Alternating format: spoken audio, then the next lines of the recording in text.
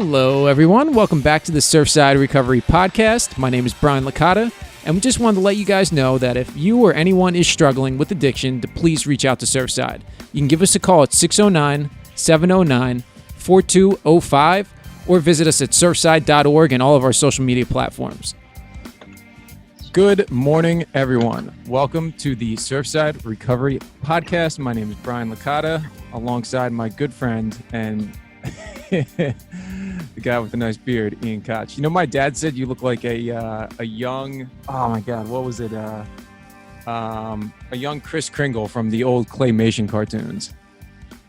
A young Kris Kringle. Yeah, the young Kris Kringle. This is my my COVID beard. I'm not cutting it or trimming it until we're done. I think you're supposed to actually trim your beard so like the particulates don't get all caught up or like in the mask or something like that.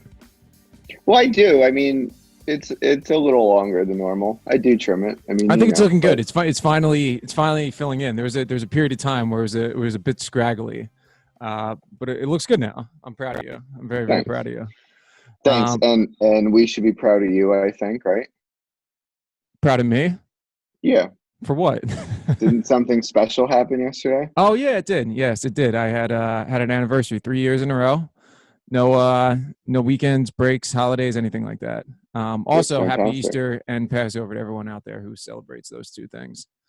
But yeah, thanks. I appreciate it. It was cool. I got a lot of phone calls yesterday. I spoke at a meeting online.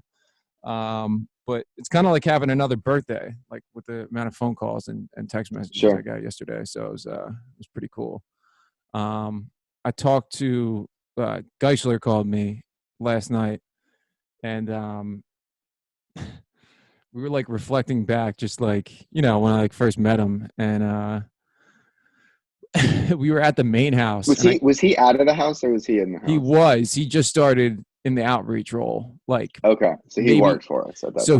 He moved out, I think February of 2017, or maybe like late January, early February 2017, and then I moved in April 2017, and he was like, I was like smoking outside, like around back, and I kept calling him like either Jim or Steve or something like that, and he like didn't really say anything. And he was like, yo, it's not my name. I was like, yeah, it is. He's like, no, it's Nick. I'm like, oh, oops. Poor Nick. Another Surfside alumni, Ryan N, had his anniversary too. Me and him actually met in rehab. His was the day before mine. So shout out to him too if he's listening. I know his mom listens sometimes too. So congrats, Ryan. So what do we got to talk about today? We got a bunch of guests coming up here soon in the next couple weeks. What's up? You there? That whole thing just broke up really bad. Yeah. Hold on. We're coming back. All right, so Ian is reworking his video end on his end. We just have a picture of you smiling for all the people to see right now. Hang on. All right. I'm working on it. We're hanging. I'm not going anywhere. Am I back? Yeah, you're back. Better than ever. Right. I switched from Wi-Fi to data? Cloud. Yeah. Got it. Okay.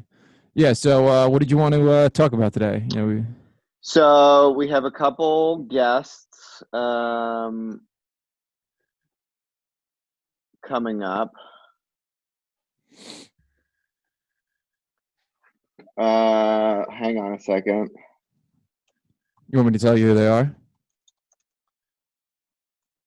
We've got a couple guests coming up. One is supposed to be on right now. Actually, one of our board of directors. But it is Easter, and he does have a baby, and I'm wondering if that just completely slipped his mind. Yeah. Oh, good. He's never like that. We forgive you. I'm texting somebody right now who might want to jump on, so we'll get back to that. So we've got some guests coming up. I don't particularly have much to talk about. I mean, nothing has really changed. Every day is the same as the day before. You know. Yeah. Um, So I got something that I shared about in a meeting last night, and I was talking to my sponsor about. I'm interested to see, and I kind of made the comparison to what you said, right? Like maybe last podcast or the podcast before, you were kind of talking about how, like, when we were teenagers, right? People told us drugs are bad, alcohol is bad, blah blah blah blah blah, right? And then we start to use, and then nothing bad happens, right? You remember mhm, telling me this? mhm. Yeah, yeah. Um, so I was kind of And making I like the wrote deep back in our website. There's a whole long blog about that whole process. But okay. yeah, go ahead. So yeah, like the point I was trying to make is, I wouldn't say concerned, but like mildly aware that, when all this is over, like I haven't been going to many meetings, I've been popping in the online one here and there, and it's like, and this thing probably happens to people who stay sober for a while and drift away from meetings, but if I don't go and I don't see the people and nothing bad happens, then do I really need to go, sort of thing. Sure, So sure. I'm trying to keep that like kind of in the forefront of my mind, because I was sharing in the meeting last night that it's kind of been like a little mini vacation from AA. Like I'm not going to my home group, I'm not going to like these places, so I think this would be a good thing for So us to you know talk what's about. well, what's actually interesting is so I know a whole bunch of people who are in the like we'll say 8 to like 13, 14, 15 year mark Mm-hmm. that have all been going to more meetings now that they're virtual. Which has been really interesting to see. And we were actually talking about it the other night, a couple of us, how one of my buddies said his meeting attendance has increased 500% since they've gone Zoom, because you know what's interesting is that, right, like people get sober and they latch on to the fellowship and they latch on to all this stuff, but then as they like get comfortable in their sobriety and they grow up and they become, right, everything that the 12-step program teaches us to be: responsible, work hard, we get girlfriends, wives, go back to school, um, and things like that. Can you text me, Brian? Can you text me the link? Yeah. Yeah. I'm gonna have Alan jump on. Cool. Um, hang on. You're on a roll too, bro. I know. Um,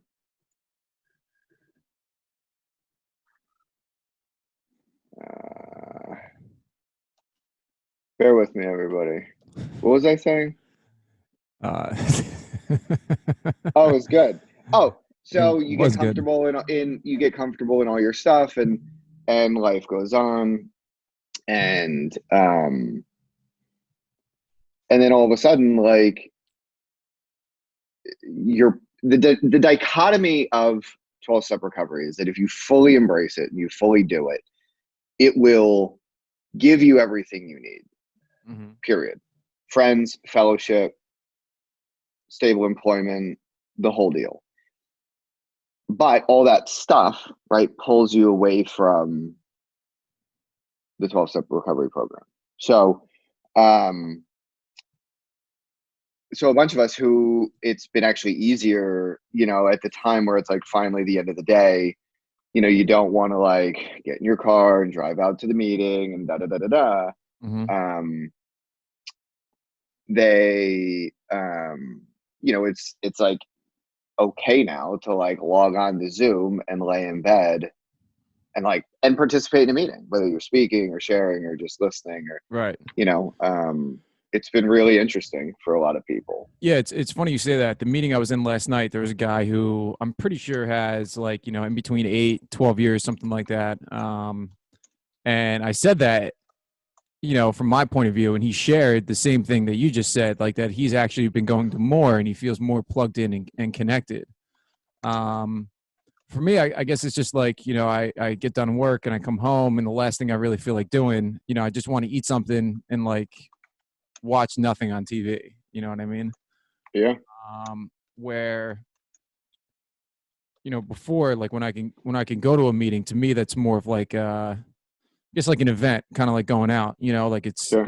I leave my place, I drive to the meeting, I get there early, shoot the shit with people, um, go to the meeting, come home. So I don't Sure. know. There's just been like some like weird resistance to me not wanting to do them online. It's really super awkward to speak in one online too, because um you don't get like the energy from like the people sitting there. Like you feel like you're just talking at your computer screen. It like screwed me up like a couple times last night, that I'm just like sitting there and you're like seeing all these people like, laying on their couch. It's like really, really, really odd. Yeah, I mean, and it is funny. I like to scroll through everybody's pictures to see like who's doing what. You know what I mean? And it's like you can almost tell who's a newcomer just by their position and what they're wearing. Uh, like it's funny to me. I think we have Alan. I think we have Alan jumping on. Does he know he's coming in the middle of a show? Yeah. Okay. Um, well, we'll see. Okay. Um, so it also is interesting, I think, in terms of like this whole addiction thing. This could be the nail in the coffin for a lot of addiction facilities. And I'm interested to see, you know, if we can get one of these guys on what their perspective is. But it seems like everybody I'm talking to in terms of executive management for treatment centers, everybody's still admitting people Hmm. to treatment, but like call volume, especially last week, has pretty much stopped.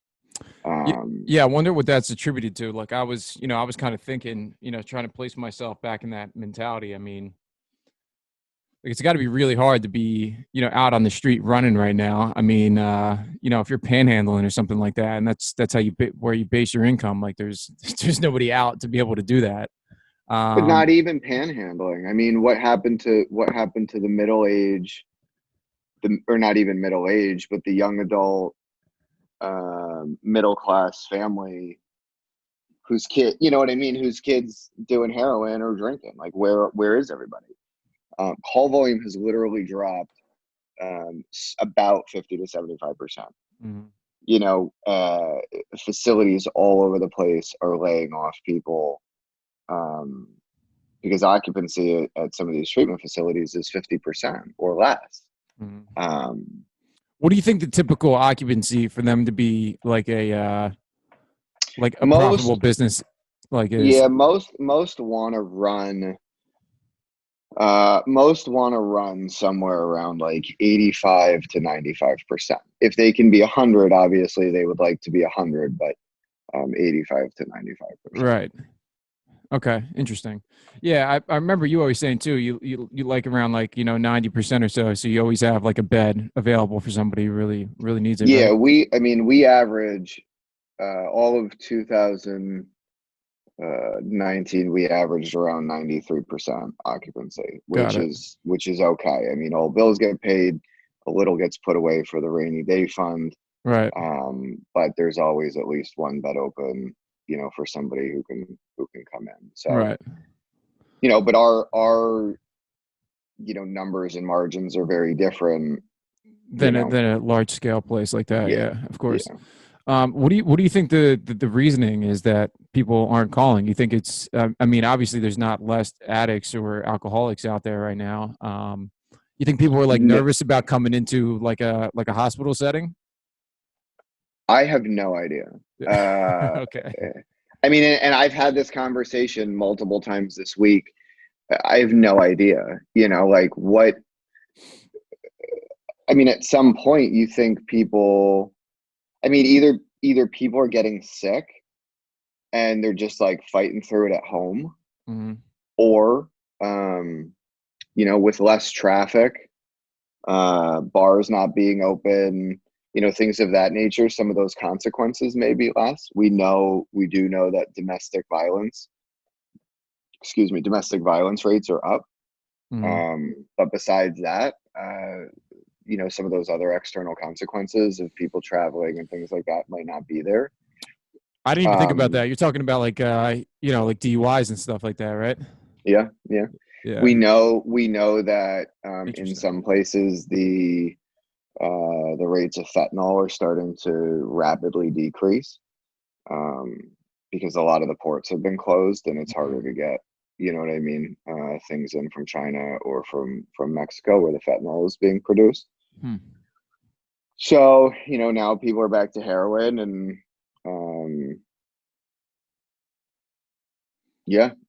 I think that there's a couple avenues. I'll tell you right now, I wouldn't want to be the guy trying to fuel a habit and trying to find a job. No way, man. I mean, no way. I couldn't even imagine, and maybe since a lot of people have lost employment,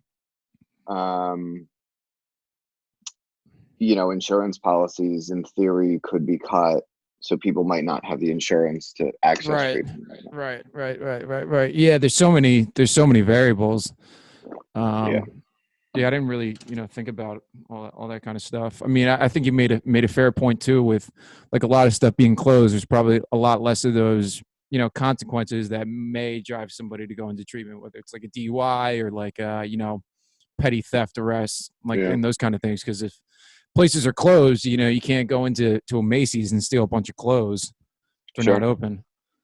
Yeah, and it's I'm interested to see, because there's a whole bunch of places, like we know of a place that closed down in Virginia. I believe last week they shut their doors. Permanently? I believe so, yeah. There was a place in North Jersey, two places I guess one is in North Jersey, one is in the Delaware Water Gap, PA, that opened recently. They've been trying to get open for quite some time, and then they opened recently, and I don't know what, I don't know how they're funded. I don't know if they're funded by big banks. I don't know. I know for like, so I'm thinking of like these two places. I'm thinking of these two places. Oh, Alan's tied up with the kids. All right. We're already like 15, 20 minutes in already anyway. Yeah, it's all right. So we so with like these different loans, these government loans and business things, like, you need payroll, right? Like the one that's forgivable is like 2.5 months worth of payroll. But if you haven't been open, I mean, this one place literally opened, I think 2 weeks ago, like after we were already quarantined. So it's like, how do you even have 2.5 months worth of payroll just to ask for a loan like that? Right. So I don't know. I don't know. This week, so it's interesting. I have been going through these like waves where it seems like Saturdays and Sundays, I'm like not in tune. I mean, I'm in tune, but it seems like it's been very quiet at Surfside. No drama. Nobody bugs me. Staff is firing on all cylinders. They're doing fantastic. And then we get into Monday, and my hopefulness starts to decrease. And by Friday, I'm like, I just fucking don't want to talk to anybody. I want to be left alone. I'm miserable. And then Saturday, Sunday, I emotionally rebound, and I come back up, and I watch a Zoom meeting or two, and, and I get back in a better position. And,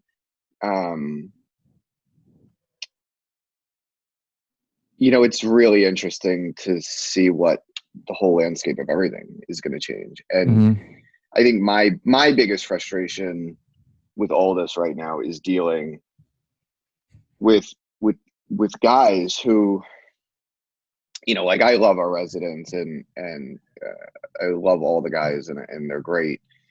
But it's like some of these guys right now are so selfish. And I've said this on the podcast before. Mm-hmm. We're talking about millions and millions of people are out of work. Mm-hmm. And these guys are so selfish that they can't stop making everything all about them. Well, I can't get a job. Well, no shit, you can't get a job. Nobody No can. shit. Neither can anybody else. Like, you know what I mean? Like, I don't know what to tell you. Because we're not, like, Surfside's not in a financial bind at the moment, but I can't help to every day wonder, like, how long is this going to last? Like, are we going to have to shut a house down? Are these things going to have to happen? And it's real and it's scary. And, so then dealing with some guys who are like bitching and moaning because they've got a job at the grocery store and they can't do something else, when it's like, dude, like, shut up, Yeah, I think you're right to think about that too. Like, yeah, it's just, I think about it from time to time, like what, the landscape of everything might change a little bit. Like, I'm sure a lot of restaurants it's are going going to to change close a lot. down. It's going to change a lot. I don't know if I said this on the podcast before, but like my grandparents were Depression era, as I'm sure yours were too. So like, the way they handle their finances almost with like a paranoia, right? Yeah. I wonder if the people who have gone through this are going to be the same thing with like health things, I was watching a CNBC. They had these like really, really short, somehow they got in my YouTube feed, these really short documentaries, 10 to 15 minutes. Everything from why didn't Taco Bell succeed in Iceland to, why didn't they? Why you impulse buy at Costco to, I mean, you name it, they've got it. Yeah, Vice does some stuff like that too. I It's like those little things. Yeah, real similar to Vice. Except Vice seems to always be about drugs. But so I watched one last night, and it was like, our restaurant's going to get through the coronavirus, and it talked about how, a lot of restaurants, their cash flow is week to week. Mm-hmm. They're not, they don't have months worth of cash flow. And this one guy was saying he has 2 successful restaurants in New York City, and it's like it's going to cost him $400,000 just to open, just to get back open, and like he wasn't able to switch real quick to doing like takeout and things like that. Right. And what he and this other restaurant, I want to say the other guy was in New York as well, maybe on Long Island, who did like a bunch of catering and stuff. But what they were both basically saying is like, what nobody's talking about is like opening back up is one thing, but what is that going to look like? Right? Like, are we going to open back up and social distance and have to cut our tables down to 25%? Right. Like, if we're cutting our tables down to 25%, we can't last on those numbers. Right. If we can't last on those numbers, we just have to shut down altogether. What are people, when the country just opens up? And I think this is also something to think about in terms of the addiction treatment landscape, because if people aren't going to addiction treatment because they're afraid they're going to catch corona and it's better to stay at home, it's going to be the same principle, which is like, when they open it up, are they just going to like open it up and is everybody just going to run back to the restaurant like they were, before everything shut down? Or are people going to be much more hesitant to sit, like me and my wife, we've been ordering once a week from Marcini's over here in Summers Point. If you're local, great spot. Yeah, if you're local to this area, support Marcini's, Marcini's Kitchen in Summers Point over here. They're doing takeout. They're They fantastic. have a great meatball parm sub. And the Italiano is my favorite. It's unreal. Their pizza is unreal. All their food is fantastic. Anyway, but like Marcini's has super tight tables. Right. They don't. And not a lot They of don't them either. have. There's like No, not a you can probably lot. see 20 people in there. Yeah, and you can easily like touch the table of the people sitting next to you, and it's like, so when you think about some of this like shift, it's like, are people going to be really quick to go sit right next to somebody? Is somebody going to be quick to run into the addiction treatment world and share a room with somebody that they don't know? See, they have no idea who it is. And a lot of people are coming, a lot of people that access treatment. I know a lot of the facilities aren't accepting people out of New York City. Right. Just out of sheer, we don't want to deal with it risk. Right. This is it's going to be a shift for sure in culture. It's going to be a shift in the whole game. It's going to be really strange. I mean, I know I'd be hesitant, once everything opens back up to like, jump right back as business as usual. But I mean, I guess we just kind of have to wait and see. There's really nothing else to do about it. That's and that's like I've tried to get to like that level of acceptance. It's like, well, I'm not a scientist, so I just kind of got to go, like just roll with it until something changes. Like there's there's no choice in the matter whatsoever. You can't live in fear, but you got to be smart.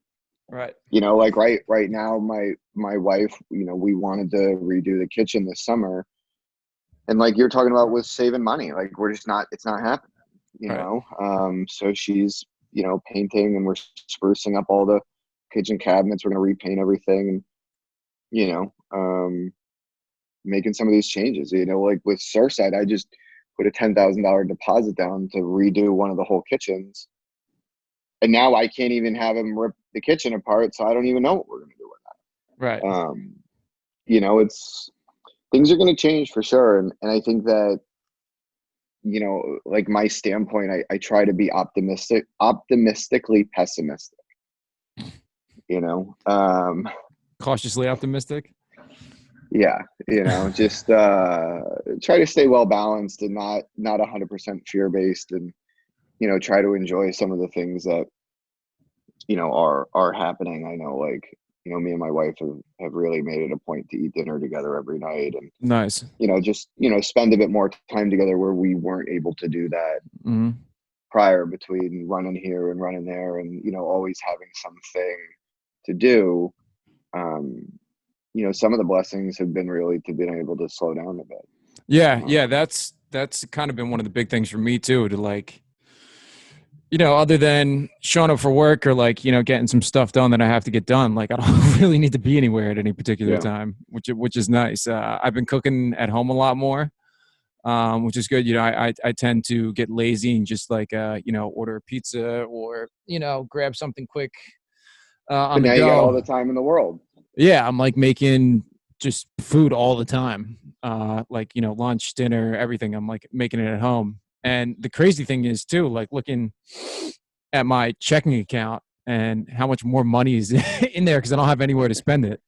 Like all the purchases, like you can look back, it's just like Acme, ShopRite, Acme, ShopRite, Acme, ShopRite. Yeah. Like there's no other nonsense in there. I'm saving a lot of money on like fuel for the car too, because I'm not really driving all that much.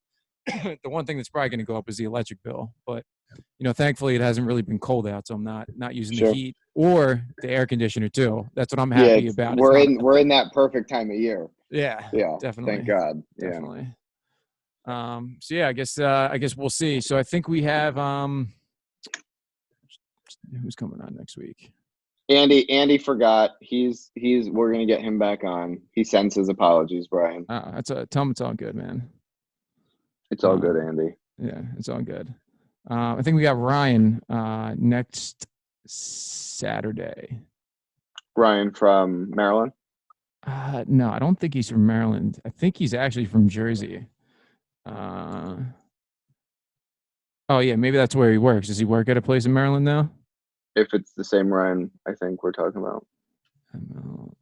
But yeah, we're gonna get Andy on. Andy works for Ashley, one of our board members. We're gonna get Alan Griffin. He works for High Watch. And Yeah. I know we've got a couple other people scheduled as well. So stay tuned. cool. If you got any questions or anything like that, if you know anybody who needs to get into treatment, you can give that guy a call. Trying to point over to you. What's your number? Yeah. Tell them 609-709-0244 is my direct cell. Also, if you have any topics you're interested in or want to know some stuff about addiction in general, now is a great time to post up in the comments, and we'll add that to one of our shows. Beautiful. All right. Thanks, Ian. I'll talk to you later. And thanks, everyone, for watching. Have a good weekend. All right. Bye-bye. As always, if you or someone you know is struggling, please reach out to Surfside. You can give us a call at 609-709-4205 or get us on the web at surfside.org.